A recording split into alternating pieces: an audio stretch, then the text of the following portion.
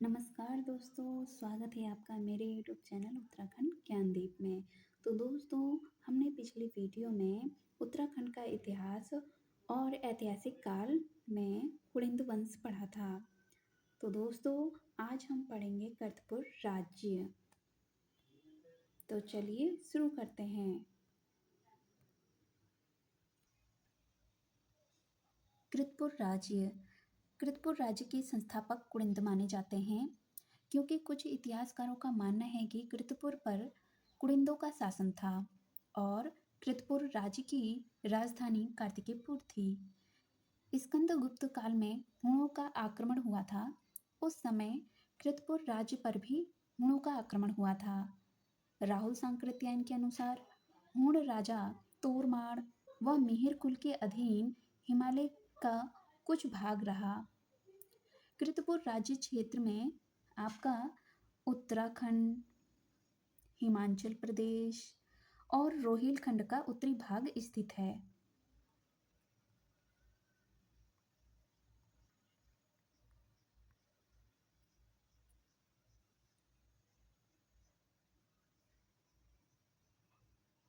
और ये गुप्तों के सामंत थे। तो दोस्तों, ये थे कृतपुर राज्य से संबंधित कुछ महत्वपूर्ण बातें। तो दोस्तों, अब पढ़ते हैं नागवंश। 5वीं सदी में नागों ने कृतपुर की कुलिंद राजवंश की सत्ता समाप्त कर उत्तराखंड पर अधिकार कर लिया, जिनमें नागों के प्रमुख विशुनाग, स्कंदनाग, अंशुनाग, गणपति नाग या गणेश्वर नाग, गुहनाग का नामोल्लेख मिलता है। चंपावत के नाग मंदिर का निर्माण 1563 में कल्याणचंद द्वारा कराया गया था। नागवंश की लिपि शंख लिपि थी। गोपेश्वर के त्रिशूल लेख से 4 नाग राजाओं की जानकारी मिलती है। 4 नाग राजाओं के नाम हैं स्कंद नाग,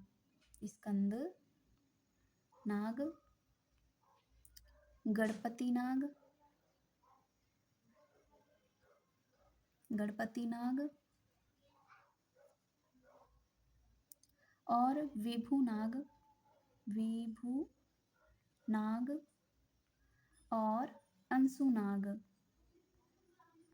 ये 4 नाम मिलते हैं। और दोस्तों, त्रिशूल लेख में उल्लेख किया गया है कि गणपति नाग ने अपने दूसरे राज्य वर्ष में रुद्र महालय के सामने शक्ति यानी कि त्रिशूल की स्थापना की थी। गोपेश्वर त्रिशूल लेख में 6वीं और 7वीं सदी ईस्वी की दक्षिणी ब्राह्मी लिपि का प्रयोग किया गया है। उत्तरकाशी के बाड़ाहाट शक्ति स्तंभ अभिलेख में नागवंशी राजा गणेश्वर और गुहनाग की जानकारी मिलती है। विभिन्न नाग मंदिर उत्तराखंड में नागों के निवास की पुष्टि करते हैं, जिनमें पिथौरागढ़ का पेरी नाग मंदिर प्रसिद्ध है। सेम मुखेम नाग मंदिर टिहरी में है। अब पढ़ते हैं दोस्तों गुप्त काल। गुप्त काल में समुद्रगुप्त को कृतपुर के शासक टैक्स देकर प्रसन्न करते थे। समुद्रगुप्त व उसके पुत्र चंद्रगुप्त सेकंड ने उत्तराखंड पर अधिकार किया था। अब पढ़ते हैं मोखरी वंश। कन्नौज के मोखरी राजवंश ने नागों की सत्ता को समाप्त कर उत्तराखंड पर अधिकार कर लिया था। मोखरी वंश के अंतिम राजा ग्रह वर्मा की हत्या हो जाने के बाद मोखरी राज्य थानेश्वर नरेश हर्षवर्धन के अधीन हो गया था। मोखरियों की राजधानी कन्नौज थी। दोस्तों, इससे संबंधित और भी महत्वपूर्ण बातें आपको बताती हूँ कि मोखरी वंश के संस्थापक हरिवर्मा मोखरी वंश के संस्थापक हरिवर्मा थे। इनका टाइम पीरियड था 480 से 500 ईस्वी तक। और ग्रह वर्मा का विवाह थानेश्वर की राजकुमारी राजश्री से हुआ था। और उत्तराखंड में नाग शासकों को कन्नौज के मोखरी वंश ने परास्त किया था और ग्रहवर्मा की हत्या के बाद मोखरी राज्य उसके बहनोई हर्षवर्धन के अधीन हो गई थी। अब पढ़ते हैं उत्तर गुप्त काल।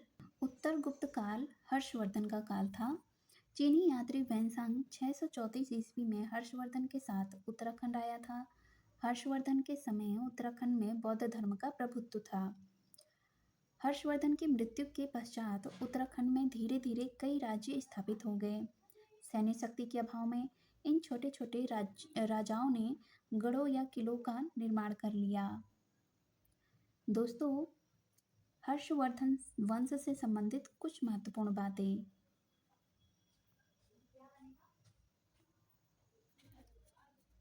बाणभट्ट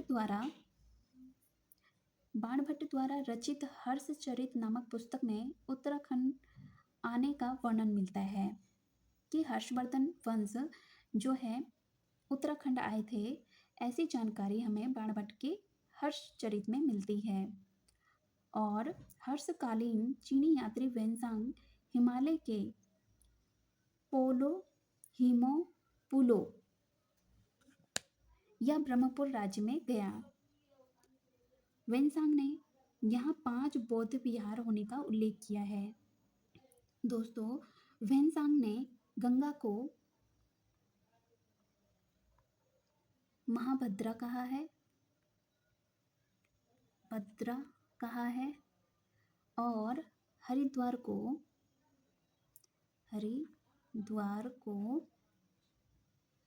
मोयुलो कहा है, मोयुलो।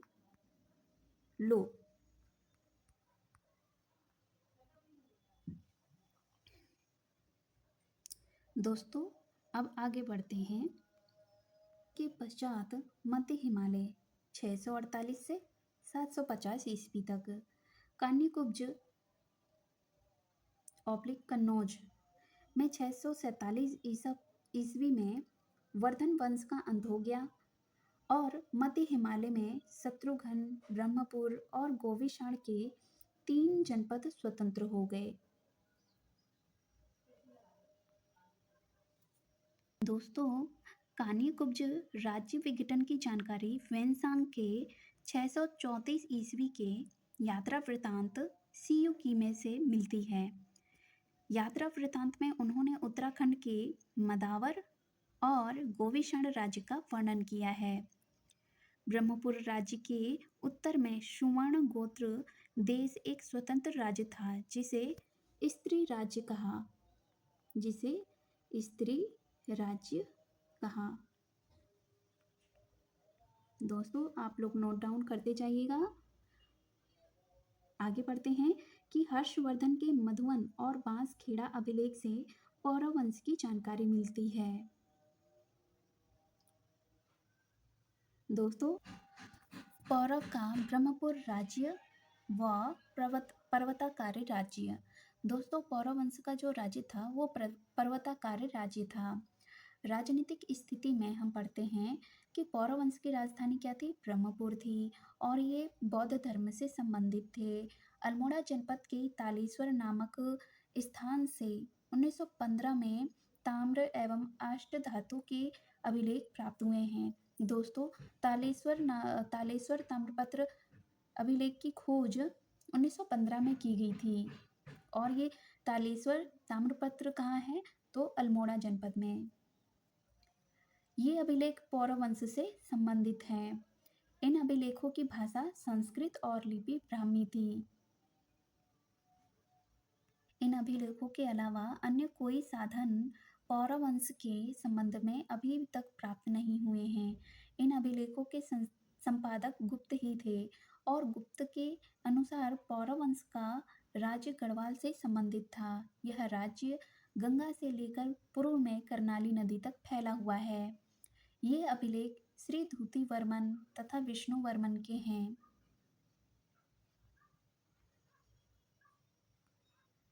वेनसांग ने पर्वताकार राज्य या पौरव राज्य से संबंधित ब्रह्मपुर जनपद को पोली हीमो पुलो नाम दिया है। इसके अनुसार यह 667 मील से अधिक परिधि में फैला था। चारों ओर पर्वतों से घिरा था। इतिहासकार इस मत से सहमत हैं कि पौरव वंश का उद्भव हर्ष के पश्चात ही हुआ था। पौरव शासक अपने को गौ ब्राह्मण हितैषी कहलाना पसंद करते थे और ब्रह्मपुर नरेश सोनवंशीय थे और पौरवों के कुल देवता वीरणेश्वर स्वामी थे। अब पढ़ते हैं शासक। दोस्तों, इनके संस्थापक अग्निवर्मन थे, मतलब पौरव वंश के संस्थापक। शासक आगे पढ़ते हैं। संस्थापक कौन थे? अग्निवर्मन, और यह एक स्वतंत्र शासक था। इन्होंने परम भट्टारक महाराजा धीराज की उपाधि ग्रहण की थी। अग्निवर्मन के बाद उनका पुत्र धूतिवर्मन शासक बना। धूतिवर्मन के बाद उनका पुत्र विष्णुवर्मन सेकंड शासक बना। इनकी मृत्यु के बाद किसी भी शासक की सूचना नहीं मिलती है।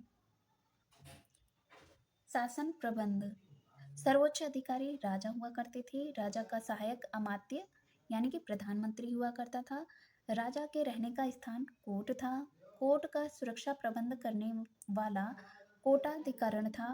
लेखक वर्ग का प्रधान द्विवीरपति हुआ करता था। राज्यों के बीच संधि कराने वाला संधि विग्रह था। राज परिवार को सुरक्षा प्रदान करने वाला प्रतिहार कहलाता था। राजप्रसाद में आने जाने वालों की देखरेख करने वाला राजद्वारिक कहलाता था। शासक को की गई प्रार्थनाओं को उनके गंतव्य तक पहुंचाने वाला कार्गिक कहलाता था। राजा के भोजनालय की व्यवस्था देखने वाला सुपकारपति कहलाता था।